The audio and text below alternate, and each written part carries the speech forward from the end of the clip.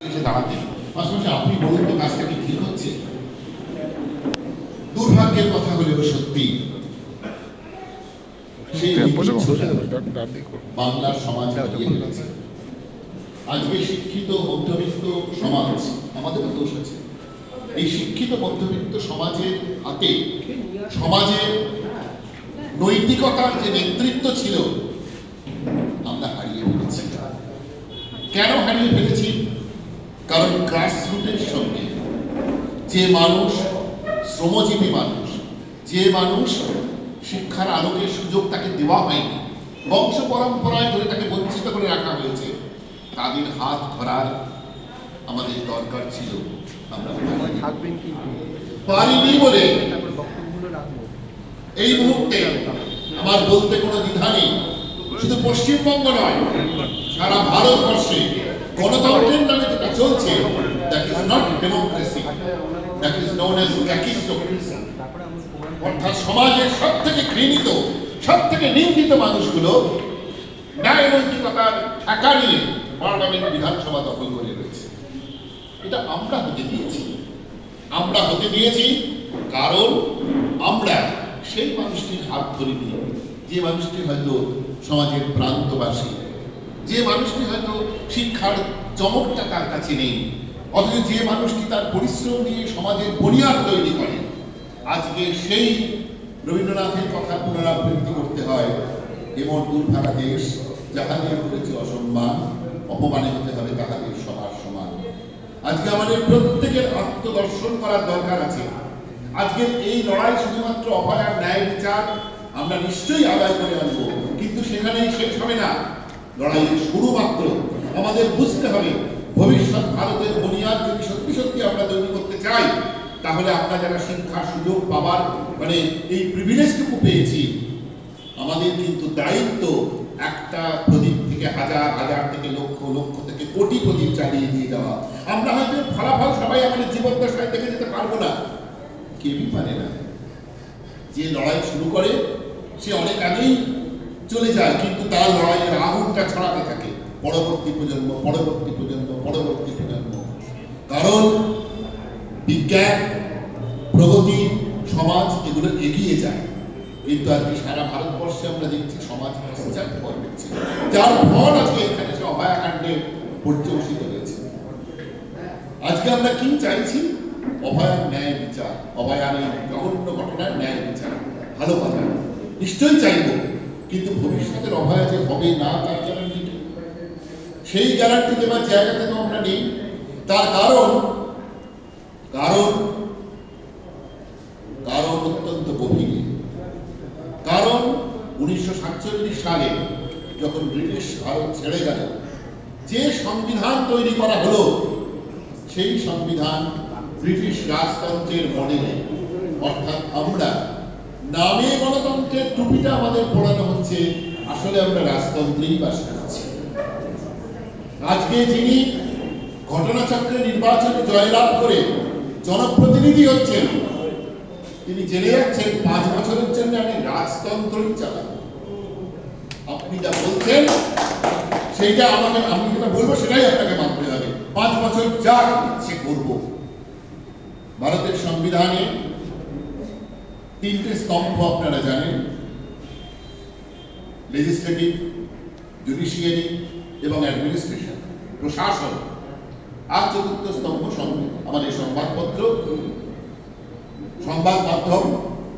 কিন্তু আজকে আমরা কি দেখছি? ওই যে রাজতন্ত্র, কিন্তু রাজতন্ত্রে এগুলো নেই। রাজতন্ত্রে কিন্তু এগুলো নেই। রাজতন্ত্রে কিন্তু আমি যেটা বলবো সেটাই শেষ কথা। তাহলে আজকে যখন আমরা দেখছি জনগণের ভোটে নির্বাচিত একজন জনপ্রতিনিধি এমন ব্যবহার করছেন যে প্রশাসন তার কাছে নতজান, তিনি চিফ সেক্রেটারিকে বলছেন হরিরাম শুনে যা, যোগরাম শুনে যা। এ তো রাজতন্ত্রের সব। তার মানে প্রশাসনকে কিলে খেয়ে ফেলেছে লেজিসলেটিভ। দ্বিতীয়ত সংবাদ মাধ্যম তাকে কিনে নিয়েছে লেজিসলেটিভ। তার মানে আমরা যতই গণতন্ত্রের কথা বলি, আমরা রাজতন্ত্রেই বাস করছি। এই রাজতন্ত্রের শৃঙ্খল থেকে আমাদের প্রকৃত গণতন্ত্রে বেরিয়ে আসার একটাই চাবিকাঠি আমাদের হাতে আছে, প্রকৃত শিক্ষা। শিক্ষা, শিক্ষা এবং শিক্ষা। আজকে আমরা যদি গণতন্ত্রের উৎস দেখি, আমরা গণতন্ত্রের সমাজ বলে তো ভাবছি, গণতন্ত্রের উৎসটা ভাবুন তো, কোথায় তৈরি হয়েছিল গণতন্ত্র? গ্রিসে, ডেমোক্রেটিস, এবং সেটা শিক্ষিত গ্রিসে। গ্রিস শিক্ষিত একটা, মানে সার্বিকভাবে শিক্ষিত একটা জাতি ছিল, সেইখানে গণতন্ত্রের জন্ম হয়েছিল। বিপ্লবের জন্ম কোথায় হয়েছিল যদি আমি বলি, যদি আমি ফরাসি বিপ্লব থেকে শুরু করি, সেখানে দেখব যে ফরাসি বিপ্লবের বুদ্ধিজীবী এবং শ্রমজীবী তারা কিভাবে একে অন্যের হাত ধরেছিল, তার জন্য একটা ফরাসি বিপ্লব দিয়ে রাজতন্ত্রকে ফেলা সম্ভব হয়েছিল। কিন্তু সেটা সম্ভব হয়েছিল কোথায়? একটা ছোট দেশে, ফ্রান্সের মতো একটা ছোট্ট দেশে, যার জনসংখ্যা পশ্চিমবঙ্গের অর্ধেক। কিন্তু ভারতবর্ষ সেই অর্থে কোনোদিন গণতন্ত্র দেখেনি। ভারতের ইতিহাসে গণতন্ত্রের কোনো ইতিহাস নেই। ভারতবর্ষ সেই অশোক থেকে শুরু করে রাজতন্ত্র রাজতন্ত্র রাজতন্ত্র রাজতন্ত্র রাজতন্ত্র বিক্ষিপ্ত ভাবে একটি জায়গায় গণতন্ত্র জন্ম নিয়েছিল, প্রাচীন ভারতে লিচ্ছবি গণতন্ত্র, বজ্জিরা। আপনারা যারা ইতিহাস একটু দেখেছেন আপনারা দেখবেন ওই বজ্জিরের মধ্যে গণতন্ত্র ছিল, বুদ্ধিস্ট হিস্ট্রিতে তার উল্লেখ আছে। এবং যেই মুহূর্তে বজ্জিদের গণতন্ত্র হলো, চারপাশের রাজতান্ত্রিক রাষ্ট্রগুলো খেপে গেল, গিয়ে এবং আস্তে আস্তে তাদেরকে ডিসিমেট করে দিল, যাতে কোনোদিন গণতন্ত্রের বিকাশ না করতে পারে। ভারতবর্ষ তো মুঘল সাম্রাজ্য থেকে শুরু করে গুপ্ত সাম্রাজ্য রাজতন্ত্রই দেখেছে। ব্রিটিশ যখন ক্ষমতা নিল, রাজা থেকে রাজাই দেখেছি। এবং এখনো ভারতবর্ষের আম জনতা আপ সরকার হ্যায় বাবু, হাম তো গরিব আদমি হ্যায়, এই ডায়ালগেই তো অভ্যস্ত। हम अब सरकार है, मुझे कुछ सोचना नहीं है, सब कुछ तो आप ही कर देंगे भगवान, हम तो ठाकुर है, सरकार है, सारा ভারতবর্ষের এক স্বর। এবং এই স্বরটাকে শাসক জিয়ে রাখতেছেন।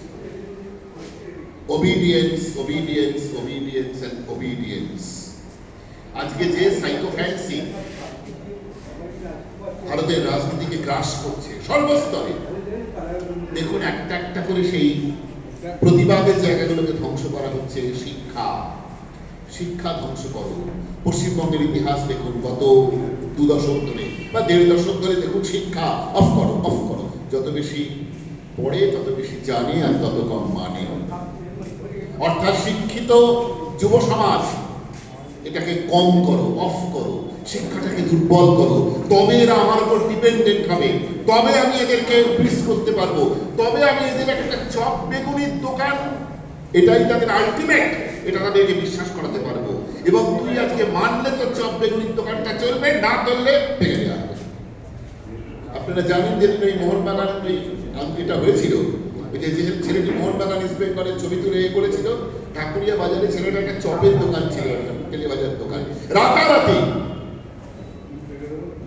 দুষ্কৃতকারীরা, সমাজ বিরোধীরা, তারা কারা আপনারা খুব ভালো জানেন, ওই চপের দোকানটাকে ভেঙে দিয়ে দেয়। তার মানে তো রুটি রুচিটা আমার হাতে চলে এসছে, তোর কোনো রুটি রুচির উপায় আমি রাখবো না। হয় পরিযায়ী হবি, শিক্ষকতা করবি, সেটাও আমার দখলে, এরপরে সে ডাক্তারি করবি, সেটাও আমার দখলে। মানে কিভাবে আস্তে আস্তে বিষ বৃক্ষের চালটা ছড়াচ্ছে ভাবুন। এখানে আমরা গণতন্ত্রের কথা বলবো। আজকে গণতন্ত্র প্রহসনে রূপান্তরিত হয়েছে। আমাদের মানুষ, আম জনতা, সাধারণ মানুষ, খেটে খাওয়া মানুষ ওই বোতাম টেপার গুরুত্বটাই জানে না, কারণ গণতন্ত্র কি তারা বোঝে না। তারা বোঝে বোতাম ইজ ইকুয়াল টু দুবেলা দুটো খাওয়া, সামান্য একটু অন্ন বস্ত্র বাসস্থান, শিক্ষা, স্বাস্থ্য। সেখানেও ভেজাল, স্বাস্থ্যে ভেজাল দেখতে পাচ্ছেন, ইতিহাস দেখছেন। শিক্ষা তো গোল্লায় গেছে, না হলেই ভালো হয়। করতে করতে দেওয়ালে এসে ঠেকেছে, যখন দেখা গেল ডাক্তারির চাকরি করবি, তোর পাস ফেল অনার্স পাওয়া গোল্ড মেডেল, কিন্তু আপনি গণতন্ত্র বলেন। ভুলে যাবেন না 1933 সালে হিটলারও কিন্তু গণতন্ত্রের বা জিতেই ক্ষমতায় এসেছিল। ইতিহাস তার জন্য অন্যরকম কিছু। আমরা এই গণতন্ত্রের এই মডেলে ভুল আছে। আজকে এই যে দাবিগুলো রেখেছেন, এখানে একজন আমাদের অনেক আইনজীবী বন্ধু রয়েছেন, আমি একটু অনুরোধ করবো, ভেবে ক্ষেত্রে যে একটা পাবলিক ইন্টারেস্ট লিটিগেশন করা যায় কিনা, যে ক্যালকাটা হাইকোর্টের জুরিসডিকশনে হেন্সফোর্থ কোনো এই জাতীয় অভয়া ঘটনার মতো রেপ অ্যান্ড মার্ডার হলে পরে ডেড বডি ক্রিমেশন কোর্টের এক্সপ্লিসিট পারমিশন ছাড়া করা যাবে না। এই মর্মে কোনো পিআইএল করা যায় কিনা একটু আপনারা ভেবে দেখুন। কারণ এই ঘটনা আর ঘটবে না। যেভাবে নখদন্ত বিস্তার চলছে, মানে রিপার্কেশনটা যেভাবে হচ্ছে, টেরারাইজ করবার জন্য কিন্তু এই জাতীয় ঘটনা ঘটতে পারে। এই উদাহরণ আমরা দেখেছি চারপাশে। এই পিআইএলটা করা যায় কিনা, যে অ্যাটলিস্ট আমি জানি যে মানুষটি চলে গেল, তাকে পোস্টমর্টম 2 বার 3 বার 4 বার করে ফিরিয়ে নিতে পারবো না, কিন্তু অন্তত একটা কোথাও বাদ দিই, আর তো কোথাও নেই। অর্থাৎ অ্যাডমিনিস্ট্রেশনকে লেজিসলেটিভ গিলে খেয়ে ফেলেছে, সেই জন্য সাধারণ মানুষকে বারবার যেতে হচ্ছে তৃতীয় স্তম্ভ জুডিশিয়ারির সঙ্গে, বিচার করুন বিচার করুন বিচার করুন। আমরা উই ওয়ান্ট জাস্টিসটা কাকে বলছি? অনেকে বলছেন উই ওয়ান্ট জাস্টিস, তখন চন্দ্রচূড় নাকি ছিল, সে আমরা ভাববেন না এটা আমরা চিফ জাস্টিসের কাছে বলছি বা ভারতের প্রধানমন্ত্রীর কাছে বলছি, যিনি লেজিসলেটিভের হেড, তাদের কাছে বলছি না। আজকে মানুষের এই আর্তনাদ, প্রকৃতপক্ষে ভেবে দেখুন, এই আর্তনাদ একেবারে জনগণ মন অধিনায়ক ভারত ভাগ্য বিধাতার কাছে এই আর্তনাদটা যাচ্ছে। আমরা রায়ের ক্যাপিটাল অশোক স্তম্ভের উপর আস্থা হারাচ্ছি। আমরা স্বাধীন ভারতবর্ষের ভিত্তি যে গণতন্ত্র, মানুষের দেশ, এটা সেই বিশ্বাসটা আমাদের টলে যাচ্ছে। অভয়ার এই ঘটনা আমাদের টলিয়ে দিয়েছে যে আমরা কোথাও যেতে পারবো না। জুডিশিয়ারি নয়, অ্যাডমিনিস্ট্রেশনকে দেখতে পাচ্ছি, অ্যাডমিনিস্ট্রেশনের কিরকম মেরুদণ্ডহীন অবস্থা, মেরুদণ্ডটাকে দিতে হচ্ছে। আর লেজিসলেটিভের কথা ছেড়েই দিন, for the criminals, by the criminals, of the criminals. সেই জন্য আর কি গণ আন্দোলন রাস্তায় এসে নেমে দাঁড়িয়েছে। এই হচ্ছে আজকে আন্দোলনের প্রেক্ষাপট। ভালো করে দেখুন, লোকপাল বিল যখন আনা হলো, তাতে সরকারি কর্মচারী তারা অপরাধ ইত্যাদি ইত্যাদি করে তাদের একখানা প্রভিশন তৈরি করা হলো, কিন্তু নির্বাচিত জনপ্রতিনিধি অপরাধ করলে পরে তার কি প্রভিশন হবে রাখা হলো লোকপাল বিলে। অর্থাৎ আজকে এই গন্ডগোল, যে এই যে এত বড় থ্রেট কালচার শুনছি আমরা, এর ভিত্তিটা কি? সিম্পল, রাজতন্ত্র। আমি জিতেছি, আমি এমপি এমএলএ, আমার অধীনে যতগুলো থানা আছে অফিসারদেরকে আমি ফোন করে শোনো আমার লোক ছেড়ে দাও। তার মানে কি? আমি সংবিধানের দ্বারা প্রদত্ত যে আইন ব্যবস্থা, সেখানে আমি আমার প্রভাব ফেলছি। আজকে লোকপাল বিলে এই প্রভিশনটা থাকার দরকার আছে যে যদি কোনো নির্বাচিত জনপ্রতিনিধি প্রমাণিত হয় যে তিনি বেআইনিভাবে আইনের ন্যাচারাল ফ্লোতে ইন্টারফিয়ার করেছেন, তার শুধুমাত্র সেই মুহূর্তে তার মেম্বারশিপ যাবে, তার ভবিষ্যতে তিনি রাজনীতিতে আসতে পারবেন না। He will be stamped as a criminal because he is interfering in a criminal way in the administrative flow. তিনি আইনের প্রবাহে বাধা সৃষ্টি করছেন। He is a traitor to the Ashok স্তম্ভ। তিনি দেশের সঙ্গে বিশ্বাসঘাতকতা করছেন, সংবিধানের সঙ্গে বিশ্বাসঘাতকতা করছেন, সংবিধানের নামে শপথ নিয়ে মানুষের সঙ্গে বিশ্বাসঘাতকতা করছেন। আজকে এই দাবি, এই আন্দোলন, এই বক্তব্য পরবর্তী প্রজন্মের মধ্যে ছড়িয়ে দিন। এখানে আমরা যারা উপস্থিত রয়েছে সব দেখছি 40-50+। এ বিশ্বকে শিশুর বাসযোগ্য করে যাব আমি নবজাতকের কাছে, আমার দৃঢ় অঙ্গীকার। আমার যে আমি আজ 25 বছর ডাক্তারি পড়াচ্ছি, আমার ছাত্রছাত্রীরা অনশন মঞ্চে বসেছে, আমি তাদের সঙ্গে গিয়ে বসেছিলাম। কিছু করার নেই, অসহায়ভাবে, অসহায় পিতার কথা দেখছি আমার ছেলে মেয়েরা অসুস্থ হচ্ছে, কিন্তু আগুনটা তাদের মধ্যে জ্বালিয়ে রাখতে হবে। বলতে হবে আমরা তোমাদের জন্য চেষ্টা করলাম, আগুনটা থামিয়ে দিও না, এগিয়ে নিয়ে যাও আগুনটাকে। ক্রাইসিসটা আমরা বুঝতে পারছি। ইন্ডিয়ান কনস্টিটিউশনটা রাজতন্ত্রের কনস্টিটিউশন তৈরি করে দেওয়া হয়েছে আমাদের হাতে। এটা ডেমোক্রেটিক কনস্টিটিউশন হয়নি। হলে পরে একজন পিপলস রিপ্রেজেন্টেটিভ ইকুয়ালি অ্যাকাউন্টেবল হতেন পাবলিকের কাছে, তাকে কল ব্যাক করার পারমিশন থাকতো। নেই, আমাদের সংবিধানে কল ব্যাক করার পারমিশন নেই। একবার উঠেছিল, প্রণব মুখার্জি থামিয়ে দিয়েছিলেন যে কল ব্যাক করানো যাবে না। একটা কথা, এই মানুষগুলো এই তথাকথিত এই যে criminal, for the criminals, by the criminals, of the criminals করে যে লোকগুলো পার্লামেন্ট এবং বিধানসভা অলঙ্কৃত করে বা যে কোনো বডি অলঙ্কৃত করে, তারা খুব বলে না জনগণ আমাদের সঙ্গে আছে। এই জনগণ মানে কি? জনগণ মানে এই কথাটার কনোটেশন হচ্ছে কন্টেম্পোরারি জনগণ নয়। জনগণ মানে যে জনগণরা নীতি তৈরি করে গেছেন, যে জনগণরা বর্তমানে বাস করছেন এবং ভবিষ্যতে যে জনগণ আসবেন, অর্থাৎ শুধুমাত্র কন্টেম্পোরারি জনগণের কাছেই যে জনপ্রতিনিধি অ্যাকাউন্টেবিলিটি এমন নয়, ভবিষ্যৎ প্রজন্মের কাছেও তার অ্যাকাউন্টেবিলিটি আছে। আর এই অশিক্ষিত বর্বরগুলোর কোনো বোধই নেই যে ভবিষ্যতের অ্যাকাউন্টেবিলিটি বলতে কি বোঝায়। যদি বুঝতে পারতো তাহলে এই ইতিহাস তৈরি করতো না। আমরা ইতিহাসকে বিচার করবে জেনে গেছি, এই ইতিহাসের আস্থা করেই যে এই প্রশাসন এবং সরকারের এই সমস্ত ঘটনাগুলো যে নিক্ষিপ্ত হবে এই বিষয়ে আমরা নিশ্চিত। কিন্তু এই ক্রাইসিসটাকে তো পার করতে হবে। আজকে গণকনভেনশন থেকে আমরা যেন এই আমাদের যে মেসেজগুলোকে নিয়ে যাই এবং একটা কথা আমাদের যেন প্রত্যেকের মনে জাগরিত থাকে যে একটা ঘর ভর্তি যদি অন্ধকার থাকে তাকে দূরীভূত করার জন্য একটা প্রদীপ যথেষ্ট। আমরা প্রত্যেকে যেন সেই প্রদীপ থেকে মশাল, মশাল থেকে দাবানল হয়ে উঠি এবং আজকে সার্বিক সামাজিক সংশোধনের দিকে পা বাড়াই। অভয়া আমাদের চোখ খুলে দিয়ে গেছে নিজের আত্মবলিদান দিয়ে।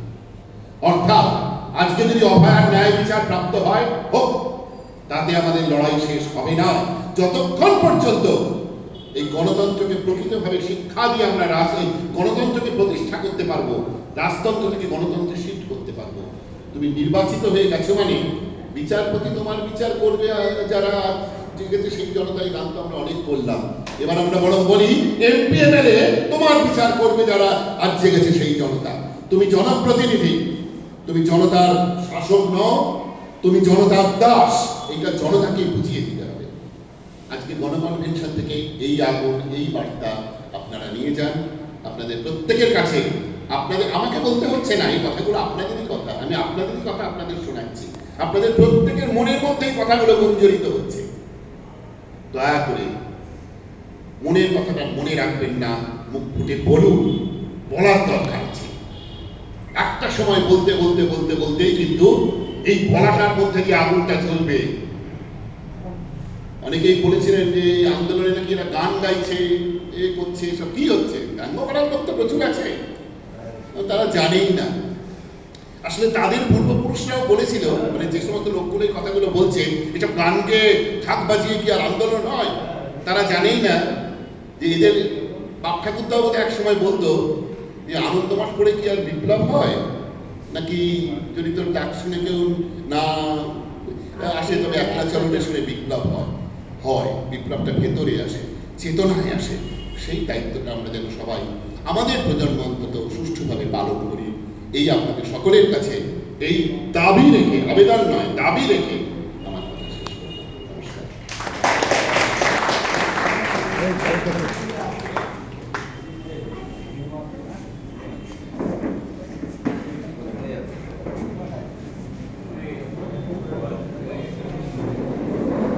ডক্টর ইন্দ্রনীল সেন প্রাঞ্জলভাবে গণতন্ত্র নামক প্রহসনটাকে যেভাবে ব্যাখ্যা করেছেন